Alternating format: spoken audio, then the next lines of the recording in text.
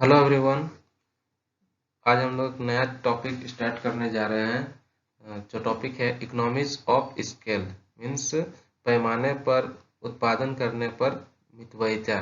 पूरा टॉपिक का नाम एक्चुअली में है economics and diseconomics of scale, लेकिन हम लोग एक एक पार्ट करके पढ़ेंगे। पहले इकोनॉमिक्स देखेंगे, मितव्ययिता के बारे में चर्चा करेंगे। मीन्स अगर कोई प्रोडक्शन कंपनी या फिर इंडस्ट्री या उस टाइप का कोई भी चीज़ प्रोड्यूसर, वो अगर प्रोडक्शन करती है या फिर उस पैमाने पर काम करती है बड़े पैमाने पर, तो उसे क्या मितव्ययिता होती है, मीन्स क्या उसका फायदा होता है, और क्या डिसइकोनॉमिक होता है, क्या उसका अमितव्ययिता होती है।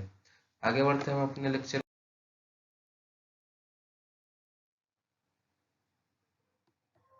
Scale of production means the size of production unit. Scale of production का मतलब क्या है? प्रोडक्शन यूनिट का साइज। जैसे मान लीजिए अगर एक एक फर्म है ए, उसका अगर प्रोडक्शन है, प्रोडक्शन करती है, मान लीजिए डेली प्रोडक्शन है 10,000 यूनिट, ठीक है।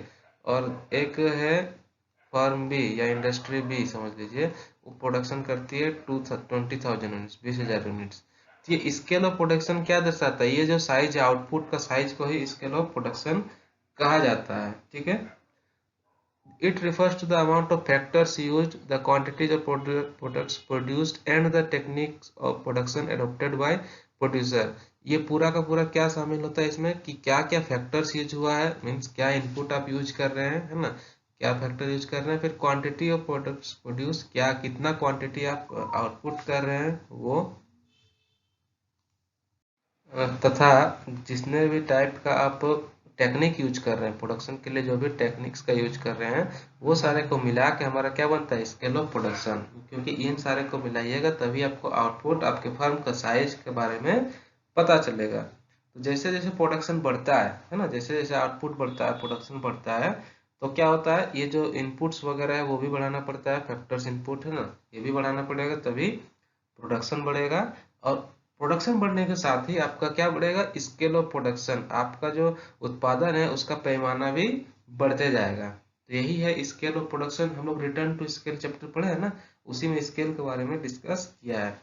अब वो लार्ज स्केल पे काम करने पर, है ना, ह्यूज स्केल पे काम करने पर, बड़े पैमाने पर काम करने पर, प्रोडक्शन करने पर कंपनी को या फर्म को, इंडस्ट्री को क्या मितव्ययिता होती है, क्या इकोनॉमिक्स होता है, क्या डिसइकोनॉमिक्स होता है, वही इस टॉपिक्स में हम लोग कवर करेंगे। इन देखिए दो टाइप का इकोनॉमिक्स होता है। पहले तो इकोनॉमिक्स के बारे में, आज आज का टॉपिक हम लोग इकोनॉमिक्स के बारे में है, और वो भी सिर्फ इंटरनल इकोनॉमिक्स। ध्यान दीजिएगा, इकोनॉमिक्स, इकोनॉमिक्स नहीं, इकोनॉमिक्स, MIES होगा यहाँ पे लास्ट में। देखिए इस पर करें ना, इकोनॉमिक्स नहीं। तो आज इंटरनल इकोनॉमिक्स के बारे में ही डिस्कस करेंगे। तो सबसे पहले देखते हैं कि दो टाइप्स में हम लोग इसको डिवाइड करते हैं, है ना, इकोनॉमिक्स को। एक हो जाएगा इंटरनल इकोनॉमिक्स, ओके, और दूसरा हो जाएगा एक्सटर्नल इकोनॉमिक्स, ठीक है। तो इंटरनल इकोनॉमिक्स क्या है? देखिए सबसे पहले क्या होता है कि जब भी स्केल ऑफ प्रोडक्शन होगा, है ना, मीन्स जो लार्ज स्केल पे प्रोडक्शन होगा, तो सीधा वो इफेक्ट कहाँ पे करता है? कॉस्ट पे। मीन्स आप बड़े लेवल पे काम करते हैं तो आपका कॉस्ट क्या होगा? कम आएगा, है ना। जितना जितना ज़्यादा आपका फर्म बड़ा होता है उतना ज़्यादा उसका कॉस्ट कम होता है, क्योंकि उसके पास बहुत सारे फैक्टर्स है और बहुत सारा टेक्निक्स है। मैनेजमेंट भी उसका अच्छा हो जाता है जब वो फर्म बड़े लेवल पे काम करती है, तो उसका कॉस्ट ऑफ प्रोडक्शन ऑटोमेटिकली घटने लगता है। इसीलिए क्या होता है, हर कंपनी, हर फर्म, हर इंडस्ट्री क्या चाहती है कि उसका फर्म का साइज बढ़े, उसका स्केल ऑफ प्रोडक्शन बढ़े, ज़्यादा से ज़्यादा वो आउटपुट करे। तो उससे क्या होगा? उसको बेनिफिट मिलेगा, फायदा होगा।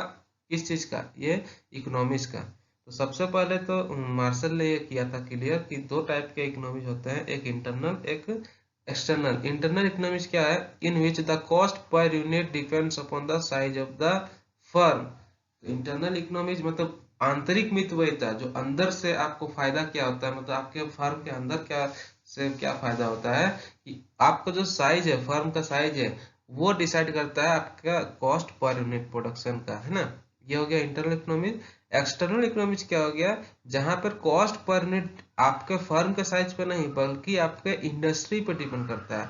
मान लीजिए आपका फर्म जो है वो स्टील का फर्म है ना, स्टील इंडस्ट्री है, सॉरी स्टील का फैक्ट्री है समझ लीजिए, ओके, स्टील का फैक्ट्री है। तो इंटरनल इकोनॉमिक्स क्या होगा? आपका साइज बढ़ा, फर्म का साइज बढ़ा, तो आपको जो आंतरिक फायदा होगा वो आपके फर्म के साइज पर डिपेंड करेगा।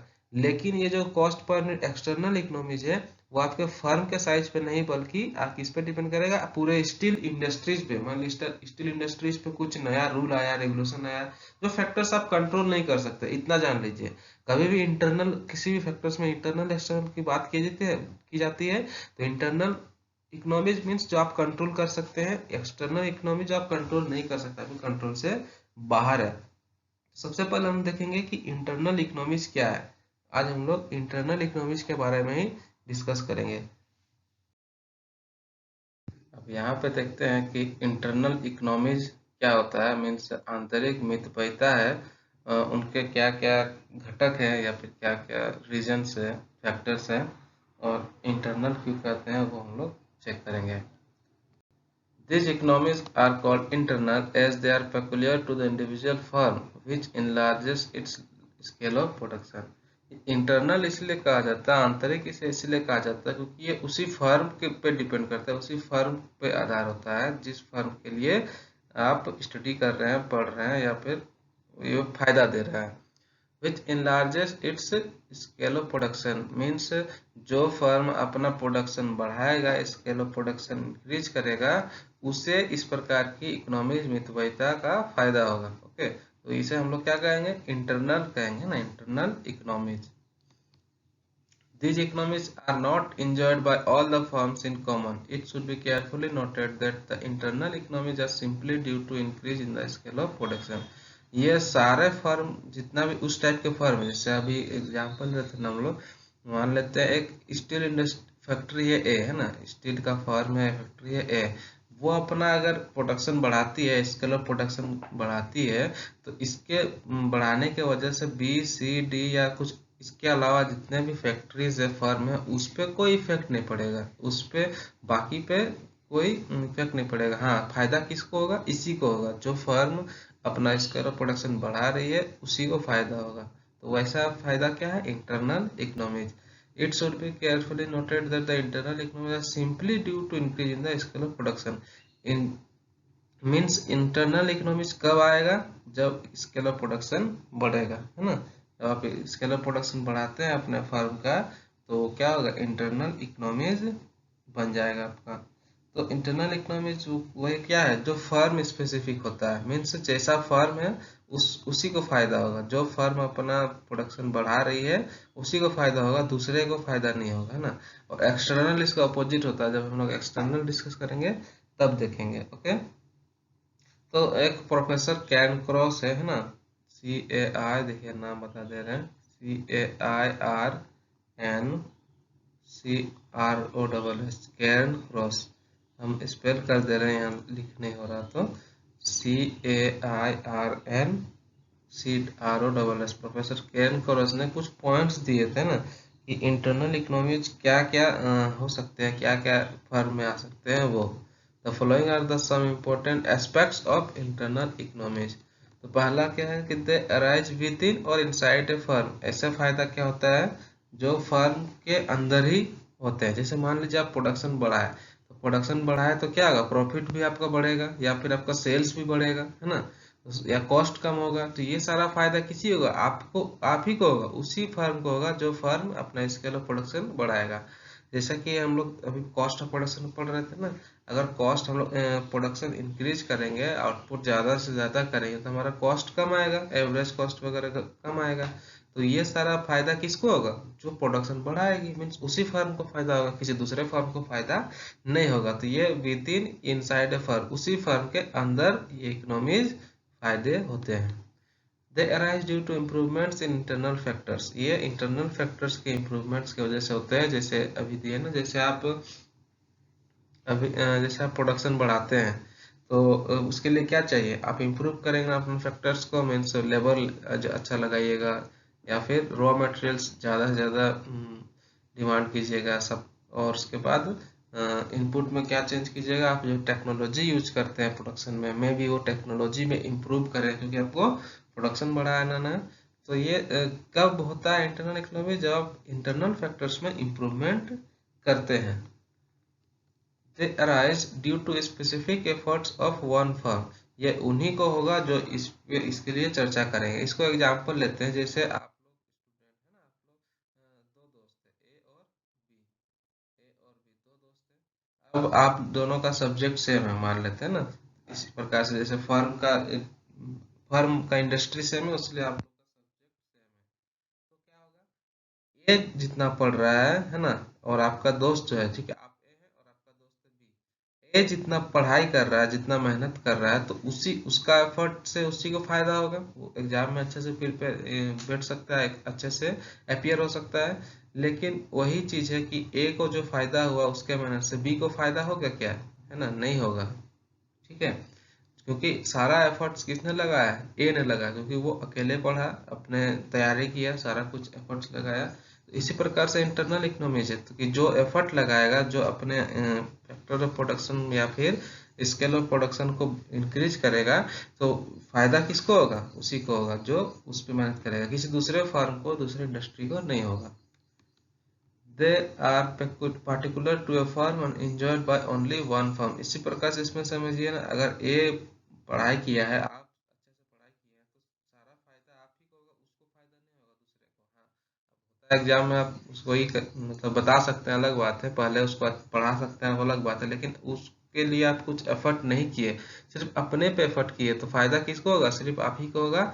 और जो भी रिजल्ट आएगा, आउटकम आएगा, वो एंजॉय कौन करेगा, आप ही एंजॉय करिएगा। नेक्स्ट है हमारा, they arise due to increase in the scale of production. जो स्केल ऑफ प्रोडक्शन है उस पर इंक्रीज होने के हो रहा है, इसी वजह से क्या होता है, आपका इंटरनल इकोनॉमीज आता है, ये तो हम लोग डिस्कस कर ही रहे हैं।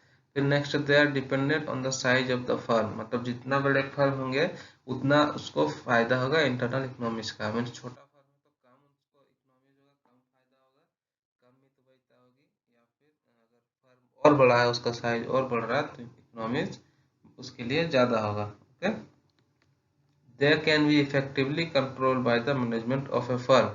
इंटरनल इकोनॉमिक्स को फर्म के द्वारा कंट्रोल किया जाता है, क्यों, क्योंकि ये आंतरिक अपने ही अंदर है, आपके फर्म है उसी के अंदर आपका जो भी फैक्टर्स हो रहा है, जो भी आपका इफेक्ट्स हो रहा है, तो इसको आप क्या कर सकते हैं, अपने से कंट्रोल कर सकते हैं उस फर्म का मैनेजमेंट के द्वारा, है ना। क्योंकि जैसे आपको प्रोडक्शन बढ़ाना है, तो आपका मैनेजमेंट करेगा, आपका मैनेजमेंट कर सकता है। अगर प्रोडक्शन घटाना है या फिर आपका फैक्टर्स में कुछ चेंजिंग करना है, तो ये सारा काम आपका मैनेजमेंट कर सकता है ना, उसके पास एबिलिटी है, पावर है, तभी ये इंटरनल इकोनॉमीज आएगा।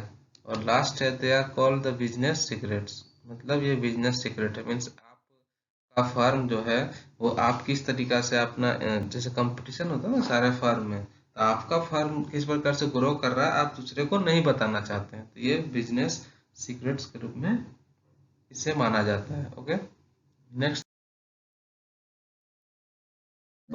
टाइप्स ऑफ इंटरनल इकोनॉमीज है ना, क्या क्या टाइप होता है। पहला है हमारा technical economies, means large scale पे काम कीजिएगा तो पहला इकोनॉमी क्या होगा, टेक्निकल। जैसे कि अगर आप अब बड़े पैमाने पर काम कीजिएगा, है ना, लार्ज स्केल पे काम कीजिएगा, तो क्या होगा, आप एक टेक्नोलॉजी को एफर्ट कर सकते हैं, टेक्नोलॉजी आपके रेंज में आ जाएगा, आप टेक्नोलॉजी को आराम से एक्सेप्ट कर सकते हैं, उसको यूज कर सकते हैं आपके प्रोडक्शन में। वही अगर अगर छोटा फर्म रहता है, तो कोई भी टेक्नोलॉजिकल चेंज को अडॉप्ट करना, अपनाना आसान नहीं होता है। तो यही फायदा होता है, जब आप लार्ज स्केल प्रोडक्शन पे काम करते हैं, तो आपको ये इंटरनल, है ना, आंतरिक फायदा होता है। आप लार्ज मशीन्स वगैरह मंगा सकती है ना, और लार्ज मशीन होगा तो क्या होगा, लेबर चार्जेस उस पर कम लगेगा, और आपका कॉस्ट भी कम आएगा, और ऑपरेट करने में भी चीपेस्ट होता है। ये है ना, तो ये चीज ध्यान दीजिएगा कि टेक्निकल इकोनॉमीज हो सकता है पहला इकोनॉमी। सेकंड है मैनेजेरियल इकोनॉमीज। जैसे टेक्निकल इकोनॉमीज है, उसी प्रकार से मैनेजेरियल इकोनॉमीज है। अब जैसे लार्ज स्केल फर्म है, उसमें देखते हैं ना अलग अलग टाइप के मैनेजमेंट, पढ़े भी होंगे आप बिजनेस स्टडीज या मैनेजमेंट्स के टॉपिक में, top level management, middle level management, low level management, फिर नीचे आपके वर्कर्स वगैरह आते हैं। तो ये मैनेजमेंट कहाँ दिखेगा, हर का फर्म में नहीं दिखेगा, ये आपको बड़े बड़े फर्म में लार्ज स्केल प्रोडक्शन जो कर रही है, आउटपुट कर रही है, उन्हीं फर्म्स में आपको दिखेगा इस प्रकार, इतने टाइप्स का मैनेजमेंट लेवल। क्यों? क्योंकि जहाँ आपका फर्म बड़ा हो जाता है, आपका एम्प्लॉय लेवल या लेबर वगैरह भी क्या होता है, बहुत ज़्यादा बढ़ जाता है, तो आप उसको अलग अलग कैटेगरी में डिवाइड करते हैं, अलग अलग सेक्शन बना देते हैं। जैसे क्या हो गया, प्रोडक्शन सेक्शन हो गया, फिर रॉ मटेरियल का अलग सेक्शन हो जाएगा, मार्केटिंग का अलग सेक्शन हो जाएगा, है ना। जितना बड़ा फर्म उतना सेक्शन बनते जाते हैं ना। तो फिर क्या होगा, आप अलग अलग सेक्शन हो जाएगा, तो अब किसी को एक ही काम दे दिया जाए, एक मजदूर है, उसको बोला कि नहीं आप रॉ मटेरियल्स का काम करो, बाकी काम नहीं करो, तो वो क्या करेगा, स्पेशल मतलब स्पेशलाइजेशन उसको आ जाएगा, वो अच्छे से वो काम कर सकेगा।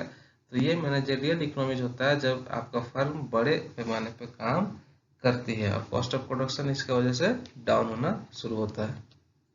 नेक्स्ट है मार्केटिंग इकोनॉमीज।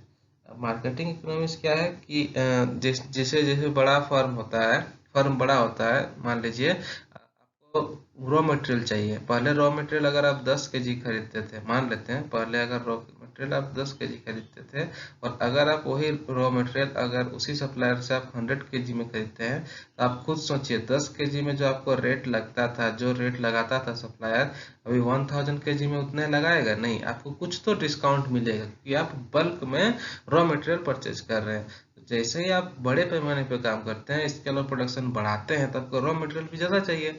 अब जहाँ आप रॉ मटेरियल ज़्यादा मंगाते हैं, तो आपको पर यूनिट कॉस्ट जो पड़ता होगा, रॉ मटेरियल का रेट जो पड़ता होगा, लगता होगा, वो क्या होगा, लो रेट में होगा ना, चीप रेट में, क्योंकि वो लार्ज क्वांटिटी में परचेज कर रहा है। तो ये मार्केटिंग इकोनॉमी। तो उसी प्रकार से क्या होगा कि अगर आप लार्ज स्केल के काम करते हैं, तो जब ज़्यादा आप रॉ मटेरियल डिमांड सप्लाई होगा, आपके पास आएगा, तो क्या होगा कि आपको अपना ट्रांसपोर्टेशन भी लगाने का जरूरत नहीं पड़ेगा। मान लीजिए आप कम मंगाते हैं, 10 kg, जस्ट फॉर एग्जाम्पल लेते हैं, कम मंगाते हैं, तो क्या होगा, आपको खुद का ट्रांसपोर्टेशन यूज करना पड़ेगा। लेकिन वही जहाँ ज़्यादा आप मंगाते हैं, तो क्या होगा, जो सप्लायर आपको वो खुद ट्रांसपोर्ट करके आपके पास पहुंचा देगा। तो ये फायदा हो सकता है, देखते हैं आप लोग, है ना। फिर क्या होगा कि अगर बड़ा है तो वो खुद से अपना मार्केटिंग और प्रमोशन वगैरह काम कर सकती है। क्यों? क्योंकि वो फर्म बड़ी हो चुकी है, उसके पास पैसे भी ज़्यादा आएंगे, ठीक है। तो और मार्केटिंग फायदा होता है, मार्केटिंग इकोनॉमीज होता है जो लार्ज स्केल पे काम करती है। फिर है फाइनेंशियल इकोनॉमीज। अब फाइनेंशियल इकोनॉमीज है, अब आप ही बताइए, एक कोई फर्म है जिसे आप बहुत अच्छे से जानते हैं, अपने मन में सोच लीजिए कोई कंपनी, मान लीजिए कोई कंपनी है एबीसी, ठीक है। वो बहुत पॉपुलर है, बहुत पॉपुलर मतलब उसको बच्चा बच्चा जानता है। अब बच्चा बच्चा कब जानेगा, जब वो लार्ज स्केल पे काम करती है ना, बड़े पैमाने पे काम करती है। अब इसको कभी भी फाइनेंस की जरूरत होगी, लोन की जरूरत होगी, तो कोई बैंक या कोई फाइनेंशियल इंस्टीट्यूशन रुकेगा नहीं, रुकेगा ना, इसको आसानी से लोन वगैरह मिल सकता है। जस्ट फॉर एग्जांपल एबीसी की जगह हम बोल देते हैं टाटा कंपनी का नाम ले लिए, ठीक है। तो उससे अगर कभी फाइनेंस की जरूरत होगी, तो कोई उसको उसे रोकेगा? कोई नहीं रोकेगा, कहीं से भी वो लोन वगैरह ले सकती है, क्योंकि ये क्या बन गया, लार्ज स्केल पे जो काम किया उसे एक रेपुटेशन, एक उसका गुडविल बन गया।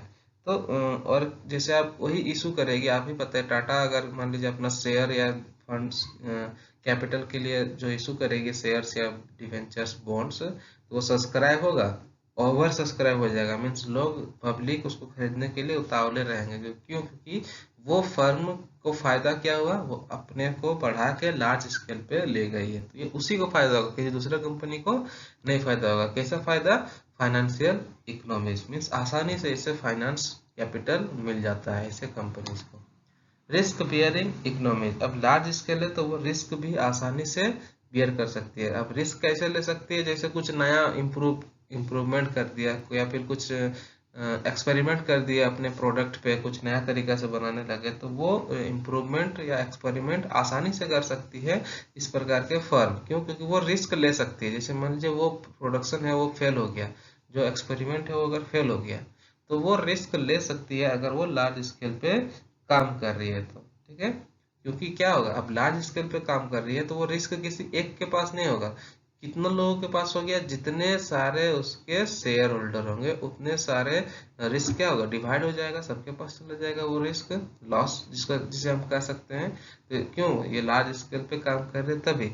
वही अगर मान लीजिए एक छोटा सा दुकान है, शॉप है, उसको जो रिस्क होगा वो अकेले मालिक उसका संभालेगा ना, तो इसलिए वहां पे रिस्क वो कम लेना चाहता है, लेकिन यहाँ पे आसानी से कुछ रिस्क आप ले सकते हैं।